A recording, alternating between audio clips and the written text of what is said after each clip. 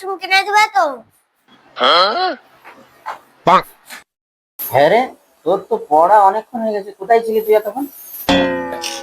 একটু টিভি দেখছিলাম। আচ্ছা, টিভি দেখছিলি? ওই হ্যাঁ রে, ডিসকভারি চ্যানেলে 22 ইঞ্চি একটা বড় সাবেস তুই কি দেখছিলি? হ্যাঁ, আমি একটুর জন্য দেখতে পেলাম না।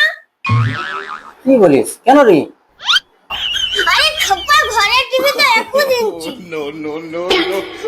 22 ইঞ্চি সাবটা দেখবো কি করে?